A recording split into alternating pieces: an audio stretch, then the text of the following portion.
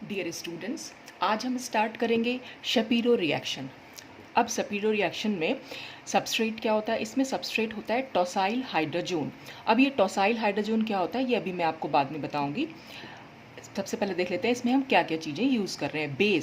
Base इसका सबसे important है। इसमें हम स्ट्रॉन्ग ऑर्गेनिक बेस यूज़ करते हैं और जनरली वो ऑर्गेनो लिथियम बेस होता है, जैसे कि ब्यूटाइल लिथियम, और ज़्यादातर ब्यूटाइल लिथियम ही इसमें यूज़ किया जाता है।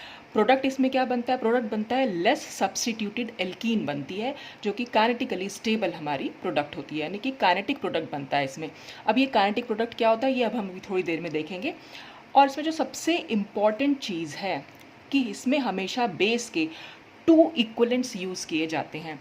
तो अगर आपको कंपाउंड में या रिएक्शन में, जो भी गिवन रिएक्शन है, वहाँ पर कहीं कोई टॉसाइल हाइड्रोजोन दिख रहा हो, कोई बेस में हमें ये ब्यूटाइल लिथियम और इसके 2 इक्वलेंट्स दिखाई दे रहे हों, तो फिर प्रोडक्ट जो है उसमें ये लेस सब्स्टिट्यूटेड एल्कीन होगा, और यानी कि वो एक शपीरो रिएक्शन होगी। अब ये रिएक्शन में सबसे पहले हम यही समझते हैं कि जो इसका सबस्ट्रेट है, इस सबस्ट्रेट टॉसाइल हाइड्रोजोन का क्या मतलब है। देखिए, जो टॉसाइल ग्रुप होता है हमारा, ये सबसे पहले मैं आपको ये बता देती हूँ। हाँ, तो चलो टॉसाइल ग्रुप से ही स्टार्ट करते हैं। टॉसाइल ग्रुप में हमने ये लिया हुआ है, टॉलुइन होती है इसमें, और इस तरह से हम इसको दिखा सकते हैं। ये हमारा होता है टॉसाइल हाइड्रोजोन। अब ये कैसे बन के आता है? देखिए, अगर आपने रिएक्शंस देखी हो कीटोन की या एल्डिहाइड कीटोन की, जो हम रिएक्शंस कराते हैं, अगर हम सिंपल रिएक्शंस भी देखें, ये हमने यहाँ पर ले रखा है, कोई भी कीटोन ले लिया सपोज, और अगर हम इसकी रिएक्शन, जैसे आपने हाइड्रोजीन तो आपको पता ही होगा, NH2 होती है हाइड्रोजीन हमारी, ठीक है। और अगर इसकी रिएक्शन कराते हैं तो ये हाइड्रोजीन से हमेशा हाइड्रोजोन्स बनते हैं। कैसे बनते हैं? ये H2 यहाँ से और ये ऑक्सीजन यहाँ से जो है वो निकल जाता है, और कंपाउंड जो हमारे पास बन के आएगा वो कुछ इस तरह से बन के आता है। ये अब N जो है यहाँ पहुँच जाएगा, N और NH2, तो इसको हम बोल देते हैं ये हाइड्रोजोन बना। अब ये तो थी हमारी हाइड्रोजीन। अगर हम इस हाइड्रोजीन की जगह फिनाइल हाइड्रोजीन लें, तो फिनाइल हाइड्रोजीन में क्या होगा? एक हाइड्रोजन जो है वो सब्स्टिट्यूट हो जाएगा फिनाइल ग्रुप से, तो ये हो जाएगा फिनाइल, यानी कि NH, और ये हो गया, यानी एक हाइड्रोजन को हमने फिनाइल ग्रुप से सब्स्टिट्यूट करा दिया। अब अगर हम इसकी रिएक्शन कराएंगे तो कंपाउंड हमारा फिनाइल हाइड्रोजोन, ये फिनाइल हाइड्रोजीन थी, तो कंपाउंड जो रिएक्शन वैसे ही होगी, H2 यहाँ से निकलेगा, ऑक्सीजन यहाँ से, और ये पूरा का पूरा ग्रुप जो है यहाँ जाकर जुड़ जाएगा, तो वो हो जाएगा फिनाइल हाइड्रोजोन।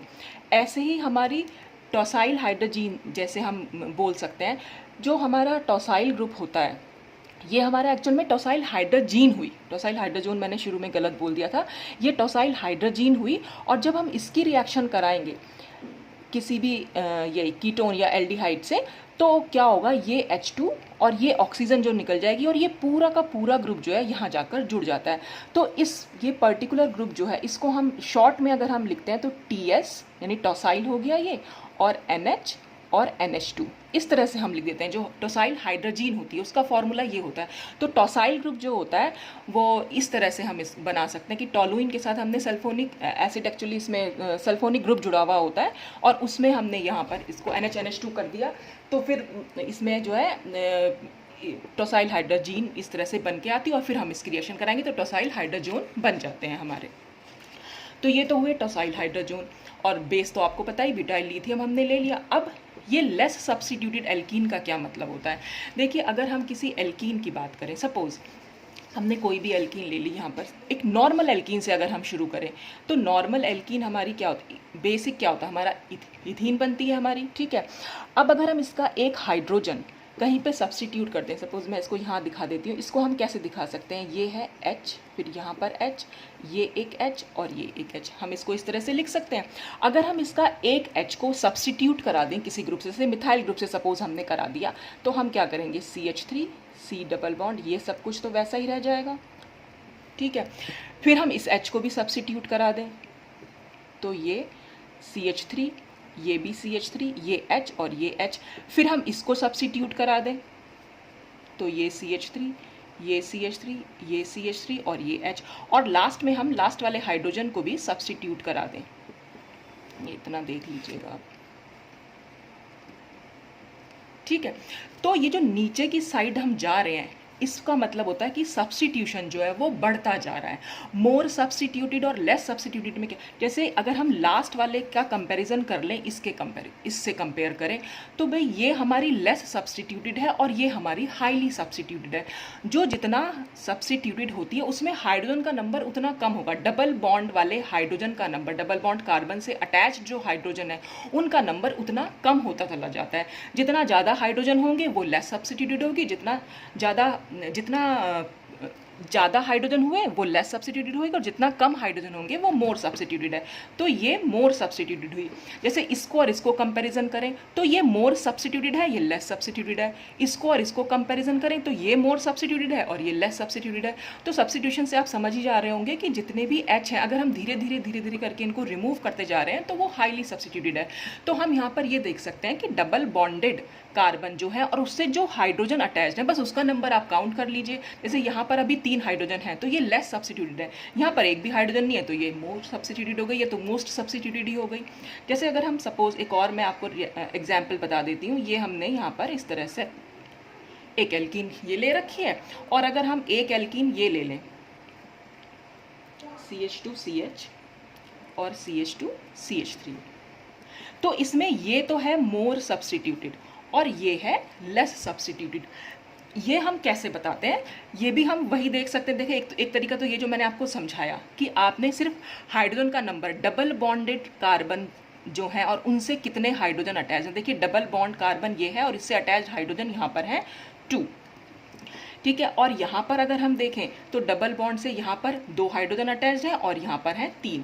तो जितने ज़्यादा हाइड्रोजन होंगे वो हमेशा लेस सब्स्टिट्यूटेड होगी और ये मोर सब्स्टिट्यूटेड होगी। और दूसरा तरीका और क्या होता है इसका कि हम देखते हैं हाइपर कॉन्जुगेटिव फॉर्म्स। अब हाइपर कॉन्जुगेटिव फॉर्म्स के लिए हमें देखना होता है अल्फा हाइड्रोजन का नंबर। तो अल्फा हाइड्रोजन का नंबर जितना ज़्यादा होता है वो उतनी मोर सब्स्टिट्यूटेड एल्कीन मानी जाती है।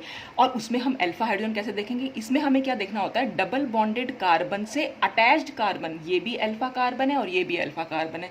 तो इसके साथ अटैच जो हाइड्रोजन होंगे वो हमारे अल्फा हाइड्रोजन होंगे। तो यहाँ पर कितने हाइड्रोजन है कुल मिलाकर, ये 3 है और ये भी 3 है, तो यहाँ पर है 6 अल्फा हाइड्रोजन।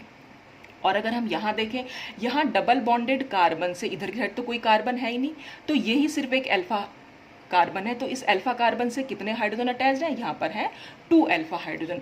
तो अल्फा हाइड्रोजन का नंबर जितना ज़्यादा होता है एल्कीन उतनी मोर सब्स्टिट्यूटेड मानी जाती है, और अल्फा हाइड्रोजन का नंबर जितना कम होगा एल्कीन उतनी लेस सब्स्टिट्यूटेड मानी जाती है। तो इस तरह से आप डबल बॉन्डेड कार्बन को देख लीजिए, उससे कितने हाइड्रोजन अटैच्ड हैं, तो वहाँ पर हमें ज़्यादा हाइड्रोजन काउंट करने पड़ते हैं। मतलब जिसके जितने ज़्यादा हाइड्रोजन होंगे वो उतनी लेस सब्स्टिट्यूटेड होगी, और जिसके जितने कम हाइड्रोजन होंगे वो उतनी मोर सब्स्टिट्यूटेड होगी। या आप अल्फा हाइड्रोजन का नंबर, बस आपको ध्यान रखना कोई एक चीज़ आप काउंट कीजिएगा, या तो डबल बॉन्डेड कार्बन से जो हाइड्रोजन अटैच्ड हैं उनका नंबर काउंट कीजिए, या डबल बॉन्डेड कार्बन से जो अल्फा हाइड्रोजन अटैच्ड हैं, अगर उनके पास अल्फा कार्बन होंगे तो जो उनसे जुड़े हुए होंगे वो अल्फा हाइड्रोजन होंगे। तो कोई भी एक चीज़ आप यहाँ देख सकते हैं। तो ये हमारी मोर सब्स्टिट्यूटेड एल्कीन होती है और यही हमारी मोर स्टेबल होती है, और मोर स्टेबल है और ये हमारा सेडजेफ प्रोडक्ट कहलाती है, जबकि ये जो है हमारा हॉफमैन प्रोडक्ट होती है। ये कभी हम रिएक्शन मैकेनिज्म पढ़ेंगे तो मैं आपको और भी ज़्यादा अच्छी तरह से एक्सप्लेन करूँगी। और ये जो हमारा मोर सब्स्टिट्यूटेड एल्कीन होती है इसको हम बोल देते हैं कि ये है थर्मो प्रोडक्ट, और जो लेस सब्स्टिट्यूटेड एल्कीन होती है ये हमारी होती है काइनेटिक प्रोडक्ट। तो इसमें जो सब शेपिरो रिएक्शन है उसमें हमेशा हमारा काइनेटिक प्रोडक्ट बनता है, यानी कि लेस सब्स्टिट्यूटेड एल्कीन बनती है, यानी कि उससे हमारे जो अल्फा हाइड्रोजन का नंबर है वो बहुत कम होता है। या आप ये भी कह सकते हैं कि डबल बॉन्डेड कार्बन से अटैच जो हाइड्रोजन है उनका नंबर ज़्यादा होता है, कुछ भी आप किसी भी तरह समझ सकते हैं। अब ये थर्मो और काइनेटिक प्रोडक्ट में क्या डिफरेंस है, भाई थर्मो प्रोडक्ट जो होता है वो हाईली स्टेबल होता है, और जो काइनेटिक प्रोडक्ट होता है वो हमारा फास्ट बनता है। बस इन दोनों में ये डिफरेंस है कि ये हाईली स्टेबल बनेगा और ये हमारा फास्ट होगा, और ये लेस स्टेबल भी होता है। जो मोर सब्स्टिट्यूटेड एल्कीन होती है वो मोर स्टेबल होती है, जो लेस सब्स्टिट्यूटेड एल्कीन होती है वो लेस स्टेबल होती है। तो काइनेटिक और थर्मो प्रोडक्ट को भी हम कभी रिएक्शन मैकेनिज्म में बहुत अच्छे से समझेंगे। फिलहाल के लिए इतना है कि थर्मो प्रोडक्ट जो हमारा जनरली सेडजेफ एल्कीन होती है और वो हाईली स्टेबल होती है, और जो लेस सब्स्टिट्यूटेड एल्कीन है वो हमारा काइनेटिक प्रोडक्ट होती है और वो एक हॉफमैन प्रोडक्ट होती है। तो ये था पूरा एल्कीन के बारे में, किस टाइप की एल्कीन बनती है। अब हम देखेंगे कि रिएक्शन कैसे हो रही है इसमें। तो रिएक्शन में आपको हो सकता है कि स्टार्टिंग में कीटोन दे रखा हो और टॉसाइल हाइड्रोजीन दी हुई और उसके बाद आपको उससे टॉसाइल हाइड्रोजन बनाना हो, या हो सकता है रिएक्शन टॉसाइल हाइड्रोजन से भी स्टार्ट की जा सकती है।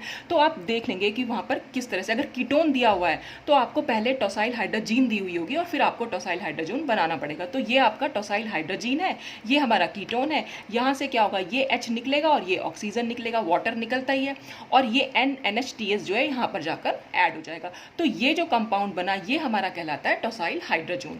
अब इस यहाँ से हमारी शेपिडो रिएक्शन जो है वो स्टार्ट होती है। अब इसमें हम सबसे पहले बेस लिया, ब्यूटाइल लिथियम। अब बेस का क्या काम होता है, बेस का काम होता है एसिडिक हाइड्रोजन निकालना। और एसिडिक हाइड्रोजन हम कहाँ से निकाल सकते हैं, देखिए हाइड्रोजन कहाँ कहाँ पे दिखाई दे रही है। एक तो ये N से जुड़ी हुई एक हाइड्रोजन ये है, यहाँ पर भी एक हाइड्रोजन जुड़ी हुई है और यहाँ पर 2 हाइड्रोजन जुड़ी हुई है, ठीक है। तो या तो ये यहाँ से निकाले या यहाँ से निकाले। अब आप लोगों को अगर पता होगा कि कार्बन हाइड्रोजन बॉन्ड अगर हम देखें तो कार्बन और हाइड्रोजन बॉन्ड है एक, और एक है हमारे पास नाइट्रोजन हाइड्रोजन बॉन्ड, यहाँ पर है ना नाइट्रोजन हाइड्रोजन। तो इन दोनों में ये वाला बॉन्ड लेस स्टेबल है। क्यों? क्योंकि यहाँ पर इलेक्ट्रोनेगेटिव डिफरेंस बहुत ज़्यादा है। नाइट्रोजन ज़्यादा इलेक्ट्रोनेगेटिव है, ये इस बॉन्ड के इलेक्ट्रॉन को अपनी तरफ खींच के रखेगा और H जो है वो इजीली निकल जाएगा। तो इसके कंपैरिजन में हाइड्रोजन जो है वो ज़्यादा एसिडिक है। तो इसलिए जो ज़्यादा एसिडिक हाइड्रोजन होती है वही निकलती है। तो ये ज़्यादा एसिडिक है, इसलिए ये वाली हाइड्रोजन यहाँ पर निकल जाएगी। तो जब ये निकलेगी तो ये H+ की फॉर्म में निकलेगी। तो नाइट्रोजन के ऊपर क्या आ जाएगा, नाइट्रोजन के ऊपर आ जाएगा नेगेटिव चार्ज। और ये है ब्यूटाइल लिथियम। ब्यूटाइल लिथियम में क्या होता है, ब्यूटाइल पर ये नेगेटिव चार्ज होता है और लिथियम पर पॉजिटिव। तो जो ये हाइड्रोजन निकलती है ये इस ब्यूटाइल ग्रुप से जुड़कर ब्यूटेन बना लेगी। तो BuH जो है यहाँ पर अलग हो जाता है। और जो लिथियम प्लस है, क्योंकि अब नाइट्रोजन पर नेगेटिव चार्ज आ गया है तो ये लिथियम प्लस इससे अटैच्ड होकर यहाँ पर रहता है। अब क्योंकि हमें 2 इक्विवेलेंट ऑफ बेस यूज़ करने, पहला इक्विवेलेंट हम यूज़ कर चुके हैं, अब हमें दूसरा इक्विवेलेंट भी यूज़ करना है, तो दूसरा इक्विवेलेंट आ जाएगा यहाँ पर। अब ये भी हाइड्रोजन ही निकालेगा। तो अब अभी भी हमारे पास हाइड्रोजन है। अब देखिए हाइड्रोजन हमारे पास मैंने यहाँ दिखाई थी, ये 2 हाइड्रोजन है, इधर की साइड भी और इधर की साइड भी है। तो आपको वो हाइड्रोजन निकालनी है जिससे कि हमें लेस सब्स्टिट्यूटेड एल्कीन मिले। तो अगर आपको यहाँ देखकर समझ में ना आए तो आप क्या करेंगे, दोनों हाइड्रोजन को निकाल लीजिए, दोनों हाइड्रोजन को निकालकर दोनों प्रोडक्ट बना लीजिए और दोनों प्रोडक्ट में आप चेक कर लीजिए कौन सा लेस सब्स्टिट्यूटेड है। पर इसके लिए मैं आपको बता देती हूँ कि हमें पता कैसे चलता है कि जब भी कभी यहाँ कीटोन में जैसे यहाँ पर सब्स्टिट्यूशन दे रखा है, यहाँ पर ऑर्थो पोजिशन पर मिथाइल ग्रुप लगा रखा है, तो हमेशा जहाँ पर सब्स्टिट्यूशन है वहाँ से आपको नहीं निकालनी होती है हाइड्रोजन, हमेशा दूसरी साइड से आपको एल्कीन जो हाइड्रोजन जो है वो निकालनी है। यहाँ से अगर आप निकाल लेंगे तो डबल बॉन्ड यहाँ आ जाएगा और ये बन जाएगा हमारा हाईली सब्स्टिट्यूटेड एल्कीन, जबकि हमें चाहिए लेस सब्स्टिट्यूटेड एल्कीन। तो यहाँ पर डबल बॉन्ड आएगा लास्ट में अगर आप देखेंगे। तो अगर कभी भी कीटोन के साथ वाले कार्बन पर, एक कार्बन पर अगर सब्स्टिट्यूशन दे रखा है और दूसरे कार्बन पर नहीं दे रखा है, या एक कार्बन ज़्यादा सब्स्टिट्यूटेड है in comparison to other carbon, तो आपको अदर कार्बन से जो है वो एसिडिक हाइड्रोजन निकालनी है। तो यहाँ पर भी यहाँ से हाइड्रोजन जो है निकल जाएगी। जब यहाँ से हाइड्रोजन निकलेगी तो इसके ऊपर आएगा नेगेटिव चार्ज। तो फिर वैसे ये जो हाइड्रोजन निकली है वो तो BuH यानी कि ब्यूटेन बनाकर निकल जाएगी, और लिथियम प्लस अभी भी है क्योंकि, तो वो नेगेटिव चार्ज से सिर्फ अटैच्ड होकर यहाँ पर रहेगा। ये जो नेगेटिव के साथ पॉजिटिव है, चाहे तो आप इसको नेगेटिव और यहाँ पॉजिटिव दिखा सकते हैं, चाहे आप दोनों के बीच में बॉन्ड बनाकर भी दिखा सकते हैं। जैसे कार्बन के ऊपर हमने नेगेटिव चार्ज दिखाया और Li+, या तो आप ऐसे शो कर दीजिए या कार्बन और लिथियम का वो भी बॉन्ड भी यहाँ पर बना के दिखा सकते हैं, पर जनरली हम इसको ऐसे ही दिखाते हैं तो हमने यहाँ पर शो कर दिया। अब नेक्स्ट स्टेप में क्या होगा, नेक्स्ट स्टेप में क्या हो जाएगा कि ये जो नेगेटिव चार्ज है ये तो करेगा यहाँ पर मूव, ये डबल बॉन्ड यहाँ मूव करेगा और ये TS जो है यहाँ से निकल जाएगा, टॉसाइल ग्रुप जो है वो रिमूव हो जाएगा। और टॉसाइल ग्रुप जब यहाँ रिमूव होगा वो कैसे रिमूव होगा, देखिए जब ये नेगेटिव चार्ज यहाँ पहुँच जाएगा तो डबल बॉन्ड बन जाएगा, तो इस कार्बन से नेगेटिव चार्ज तो खत्म हो जाएगा। तो जैसे ही नेगेटिव चार्ज खत्म होगा लिथियम भी यहाँ से निकलेगा, तो लिथियम प्लस की फॉर्म में, और टॉसाइल क्योंकि अपना नेगेटिव चार्ज लेके निकला तो TS- और Li+, तो यानी TS-Li जो है यहाँ से वो अलग हो जाएंगे। तो इस तरह से जब कंपाउंड हमारे पास बन के आएगा, यहाँ डबल बॉन्ड हो गया, ये बॉन्ड क्योंकि नाइट्रोजन के बीच में शिफ्ट कर गया तो यहाँ तो सिंगल बॉन्ड हो गया, नाइट्रोजन के बीच में डबल बॉन्ड है, और ये चार्ज अभी एज इट इज़ ऐसा का ऐसा ही है। अब नेक्स्ट स्टेप में हम क्या करेंगे, नेक्स्ट स्टेप में क्या हो जाएगा, ये जो नेगेटिव चार्ज है ये यहाँ मूव कर जाएगा और ये जो इस वाले कार्बन पर ये नेगेटिव चार्ज आ जाएगा। तो अब यहाँ पर क्या हुआ, देखिए जब ये यहाँ मूव करेगा तो लिथियम यहाँ से भी निकल जाएगा क्योंकि नेगेटिव चार्ज खत्म हो गया, और ये बॉन्ड अगर इस कार्बन पर शिफ्ट करेगा तो इस कार्बन पर नेगेटिव चार्ज आ जाएगा। तो अब क्या निकला हमारे पास, ये पूरी नाइट्रोजन गैस, नाइट्रोजन नाइट्रोजन के बीच में ट्रिपल बॉन्ड हो जाएगा तो नाइट्रोजन गैस जो है यहाँ से रिलीज हो जाएगी। और जब इस कार्बन पर नेगेटिव चार्ज आएगा तो ये लिथियम प्लस जो है इस वाले कार्बन से अटैच हो जाएगा। तो चाहे तो आप इसको ऐसे दिखा दीजिए अटैच्ड कि पॉजिटिव और नेगेटिव है, चाहे तो आप इसके बीच में बॉन्ड बना दीजिए। तो ये हमारा प्रोडक्ट जो है वो बन के आ जाता है। अब रिएक्शन में कई बार आगे आपको ऐसे भी दे रखा होगा कि एसिडिक हाइड्रोलिसिस इसमें दी हुई होती है जनरली, या तो एसिडिक हाइड्रोलिसिस दी हुई होगी, इस तरह से भी दे सकते हैं इसको, या फिर H3O+ की फॉर्म में, या फिर किसी इलेक्ट्रोफाइल, कोई इलेक्ट्रोफाइल दिया होगा। इलेक्ट्रोफाइल कैसे दिया होगा अभी मैं आपको बताऊंगी। तो अगर इलेक्ट्रोफाइल दिया हुआ है तो उसने क्या करना है, जाहिर सी बात है लिथियम के ऊपर भी पॉजिटिव चार्ज था तो लिथियम यहाँ से हटेगा और इलेक्ट्रोफाइल इसकी जगह पर आ जाएगा। और अगर वहाँ पर कोई भी एसिडिक हाइड्रोलिसिस दिखानी है तो हमें वहाँ पर H+ को दिखा देना है, यानी यहाँ से H+ यहाँ आ जाएगा, जो OH- होगा वो Li के साथ LiOH बनाकर निकल जाएगा। तो इस तरह से कंपाउंड हमारा ये भी बन सकता है, और ये भी मेन कंपाउंड हमारा यही बन के आता है। अगर आपको एसिडिक हाइड्रोलिसिस ज़्यादातर तो दी हुई होती है, तो अगर एसिडिक हाइड्रोलिसिस दी हुई है तो फिर आप कंपाउंड जो है ये फॉर्म करेंगे। लेकिन इस स्टेप के बाद अगर कोई इलेक्ट्रोफाइल दिया हुआ है तो आप इलेक्ट्रोफाइल इस तरह से इसमें ऐड कर सकते हैं। देखिए इलेक्ट्रोफाइल की रिएक्शन भी मैं आपको बता सकती हूँ। जैसे हमारे पास जो है ये कंपाउंड बन के आया, हमने लास्ट में क्या दिखाया था, ये इस तरह से यहाँ पर ये हमारा नेगेटिव चार्ज था और यहाँ पर हमारा लिथियम प्लस था और ये Me था। अब अगर सपोज इसकी रिएक्शन इन्होंने करा रखी हो फॉर्मेल्डिहाइड से, फॉर्मेल्डिहाइड क्या होता है ये, और फॉर्मेल्डिहाइड के साथ कोई एसिडिक मीडियम ले रखा है सपोज, तो एसिडिक मीडियम है यानी H+ है, तो H+ क्या, सबसे पहले एसिडिक मीडियम अगर होता है तो वो H+ का क्या काम होता है, वो इस ऑक्सीजन को जो है वो प्रोटोनेट करता है। तो जब इस ऑक्सीजन को प्रोटोनेट करेगा, क्योंकि ऑक्सीजन के ऊपर लोन पेयर है, तो ये क्या बन जाएगा हमारे पास, ये H हो जाएगा, ये डबल बॉन्ड O और ये H, और यहाँ पर आ जाएगा पॉजिटिव चार्ज, क्योंकि यहाँ पर ऑक्सीजन के पास जो लोन पेयर है वो लोन पेयर इसने H+ को दे दिया, तो ऑक्सीजन पर आ गया पॉजिटिव चार्ज। जब ऑक्सीजन पर पॉजिटिव चार्ज आएगा तो ये बॉन्ड जो है यहाँ शिफ्ट कर जाएगा, जब ये बॉन्ड यहाँ शिफ्ट करेगा तो कार्बन पर आएगा पॉजिटिव चार्ज, और इस कार्बन पर क्योंकि नेगेटिव चार्ज है तो ये नेगेटिव चार्ज जो है इस कार्बन पर अटैक कर देगा। और हमारा जो कंपाउंड, यानी अब ये इलेक्ट्रोफाइल की तरह, भाई कार्बोनिल कार्बन वैसे भी बहुत इलेक्ट्रोफाइल होती है और एसिडिक मीडियम में तो और इलेक्ट्रोफिलिक हो जाती है। तो यहाँ पर जो कंपाउंड बन के आएगा हमारे पास वो कुछ इस तरह से आएगा। ये तो हमारे पास पहले था ही, ये नेगेटिव ने इसके कार्बन के ऊपर अटैक किया, तो ये कार्बन है, कार्बन से 2 हाइड्रोजन जुड़े हुए हैं CH2, और इससे ये OH ग्रुप जुड़ा हुआ है, तो ये CH2OH। तो ये हमारा कंपाउंड जो है, यानी ये इलेक्ट्रोफाइल जो है अब यहाँ पर ऐड हो गया। तो इस तरह से अगर कोई इलेक्ट्रोफाइल दिया हुआ तो आप यहाँ पर इलेक्ट्रोफाइल ऐड कर देंगे, और अगर आपको एसिडिक हाइड्रोलिसिस दी हुई है तो यहाँ पर आप H ऐड कर देंगे। तो मेन हमारा यहाँ पर नेगेटिव चार्ज आया था, तो बस नेगेटिव चार्ज है इसलिए वो किसी इलेक्ट्रोफाइल से अटैक कर सकता है, इलेक्ट्रोफाइल को यहाँ पर लगा सकते हैं, या फिर वो H+ को यहाँ एक्सेप्ट कर सकता है। तो इस तरह से ये शेपिरो रिएक्शन जो है वो प्रोसीड करती है। अब हम इसमें एक और एग्जाम्पल देख लेते हैं। जैसे यहाँ पर ये हमारा एक कंपाउंड है, इसमें हमने फिर से हमें क्योंकि कीटोन दे रखा है तो हमें टॉसाइल हाइड्रोजीन से हमें टॉसाइल हाइड्रोजन बनाना पड़ेगा, तो ये H2 और ये O निकल जाएगा, ये पूरा का पूरा ग्रुप यहाँ पर लग जाएगा। अब ब्यूटाइल लिथियम में वही एसिडिक हाइड्रोजन चाहिए उसे। अब यहाँ पर देखने वाली बात यह है कि यहाँ पर एक हाइड्रोजन है और ये भी, यहाँ पर तो 2 हाइड्रोजन है और ये भी एक हाइड्रोजन दिखाई दे रही है। देखिए जब यहाँ से अगर हम हाइड्रोजन निकालेंगे, जहाँ से हम हाइड्रोजन निकालते हैं डबल बॉन्ड हमारा वहीं पर आता है, तो यहाँ से अगर हम हाइड्रोजन निकालेंगे डबल बॉन्ड यहाँ आएगा, और अगर हमने यहाँ से हाइड्रोजन निकाली तो डबल बॉन्ड लास्ट में जाके प्रोडक्ट में यहाँ आएगा। और यहाँ पर जो डबल बॉन्ड है क्योंकि वो ब्रिज पोजीशन पर है, ये देख रहे हैं आप यहाँ पर ऊपर एक ब्रिज जा रहा है, तो ये ब्रिज पोजीशन पर डबल बॉन्ड क्योंकि स्टेबल नहीं होता है इसलिए ये हाइड्रोजन यहाँ से नहीं निकलती, हमेशा हमें ये वाली हाइड्रोजन को ही निकालना। तो ये वाली हाइड्रोजन ना निकाल के हम इसीलिए ये वाली हाइड्रोजन निकालते हैं, क्योंकि फाइनल प्रोडक्ट जब हम देखेंगे तो डबल बॉन्ड हमारा यहाँ आना चाहिए, यहाँ पर डबल बॉन्ड क्योंकि स्टेबल नहीं है। तो हमने क्या करा, यहाँ से स्टार्टिंग में तो हमें नाइट्रोजन वाली ही निकालनी है, तो हमने नाइट्रोजन वाली निकाली, तो यहाँ पर तो N पे माइनस चार्ज हो गया और लिथियम प्लस। जब हम सेकंड टाइम निकालेंगे तो सेकंड टाइम में हमें बस यही ध्यान रखना है कि ये वाली H ना निकाल के हम यहाँ से H निकालेंगे, तो जब यहाँ से H निकालेंगे तो यहाँ पर नेगेटिव चार्ज आएगा और फिर लिथियम इसके ऊपर चला जाएगा। और फिर नेक्स्ट स्टेप में क्या होगा, नेक्स्ट स्टेप में फिर से ये नेगेटिव चार्ज जो है यहाँ डबल बॉन्ड बनाएगा और ये बॉन्ड जो है इन नाइट्रोजन नाइट्रोजन के बीच में चला जाएगा और ये TS यहाँ से निकल जाएगा। तो इस तरह से रिएक्शन यहाँ पर डबल बॉन्ड और नाइट्रोजन के बीच में डबल बॉन्ड और TS हमारा निकल चुका है। और उसके बाद नेक्स्ट स्टेप में क्या होगा, नाइट्रोजन को क्योंकि निकलना है तो इस वाले कार्बन पर नेगेटिव चार्ज आ जाएगा और लिथियम यहाँ से जुड़ा हुआ है।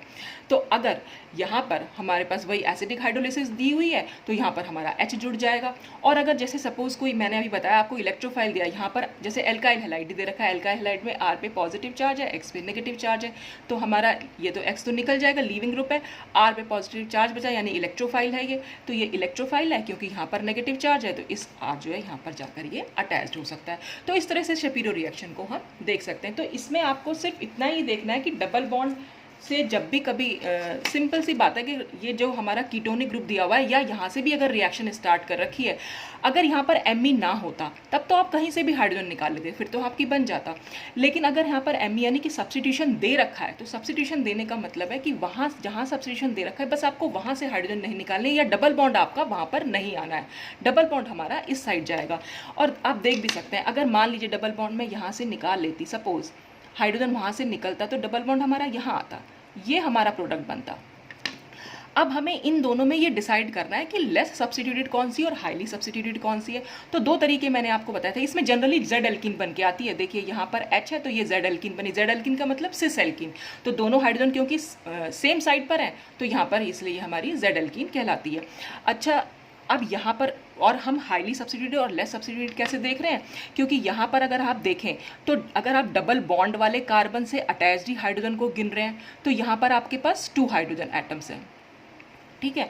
और यहाँ पर अगर आप देखें डबल बॉन्ड से यहाँ पर तो पूरा सब्स्टिट्यूशन हो रखा है, ये सब्स्टिट्यूशन है, ये सब्स्टिट्यूशन, इसके पास खाली 1 हाइड्रोजन है। तो अगर डबल बॉन्ड से अटैच हाइड्रोजन आप देखेंगे तो जितनी कम हाइड्रोजन होंगी और जितनी ज़्यादा हाइड्रोजन होंगी उतना वो लेस सब्स्टिट्यूटेड होगा, लेस सब्स्टिट्यूटेड एल्कीन होगी। तो इसलिए ये लेस सब्स्टिट्यूटेड है और ये हाईली सब्स्टिट्यूटेड है। और अगर आपको चेक करना है अल्फा हाइड्रोजन, तो अल्फा हाइड्रोजन एटम भी आप चेक कर सकते हैं। डबल बॉन्ड से नेक्स्ट कार्बन हमें चेक करना होता है, और जितने ज़्यादा हाइड्रोजन होती हैं, जितने ज़्यादा अल्फा हाइड्रोजन होंगी, एल्कीन हमारी मोर सब्स्टिट्यूटेड होगी। तो यहाँ डबल बॉन्ड से अटैच्ड अल्फा कार्बन है, ये यहाँ पर कितने हाइड्रोजन है, 2 हाइड्रोजन है। यहाँ डबल बॉन्ड से इधर की साइड गए, यहाँ पर एक भी हाइड्रोजन नहीं है, तो यहाँ पर हमारे पास कुल 2 अल्फा हाइड्रोजन निकली, ठीक है। अब अगर हम यहाँ देखें, डबल बॉन्ड से नेक्स्ट कार्बन है, यहाँ पर 2 हाइड्रोजन है, और डबल बॉन्ड से नेक्स्ट कार्बन है, यहाँ पर 2 हाइड्रोजन है, तो यहाँ निकली 4 अल्फा हाइड्रोजन। तो जितनी ज़्यादा अल्फा हाइड्रोजन होंगी वो मोर सब्स्टिट्यूटेड होगी, लेकिन प्रोडक्ट हमारा क्योंकि लेस सब्स्टिट्यूटेड बनना है तो इसलिए हमने इस प्रोडक्ट को यहाँ पर बनाया।